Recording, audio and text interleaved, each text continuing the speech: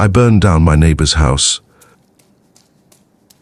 When I looked at Mr. Smith, I couldn't help but feel sorry for him.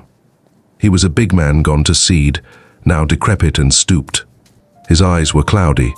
He was 88 years old but lived alone, a widower too stubborn for assisted living. No children to guilt into taking him in. So alone he sat, on the arse end of Elmwood Drive. Until the summer of 2005, when I moved in next door. I'd moved around a lot before then. Felt like finally staying in one place for a while. And the little blue house on Elmwood was perfect. Wasn't long before I'd introduced myself to the old-timer. Anything you need, just give me a call. He certainly took me up on the offer. Hanging the laundry, cutting the grass, cleaning out closets. Said it had been ages since he had help with the chores. We warmed up to one another quickly. He was lonely. He'd tell me stories while I worked, about his youth growing up on a farm and his glory days working as a security guard. He had a lot to say after so many years on his own. Soon, I was spending most evenings sat around his kitchen table, playing cards and drinking beer. There was just the matter of his basement. He kept it locked. Said there were rats down there. I offered to help him clean it out, but he always refused. I figured it was where he kept his stash of Playboys, so I didn't pry. But that locked door was never far from my mind. One evening, after a few too many glasses of schnapps, I asked him what was really down there.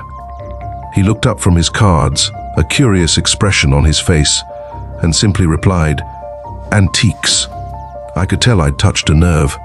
I changed the subject, and soon all was forgotten. Another few drinks, and he was snoring in his easy chair. I had to know. Picking the lock was easy. Making sense of what I found wasn't. Books of English lessons, the property of one H. Schmidt. Passports to a dozen countries, each with his face and a different name. Albums of old black and white photographs of my friend young and smiling. A machine gun slung across his uniformed chest as he stood his post. Behind him, brick buildings and pillars of smoke curling into a white sky. I finally understood. I shoved a photo into my pocket and headed for the garage. 2 hammer blows and his knees shattered like glass. His look of dumb betrayal was priceless. I threw him down the stairs so he could be with his antiques, now thoroughly soaked with gasoline. Fire seemed only fitting. I stood in the yard watching the blaze, not caring if I got caught.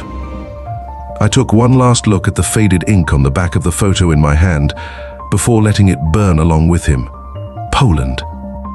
Auschwitz, 1943.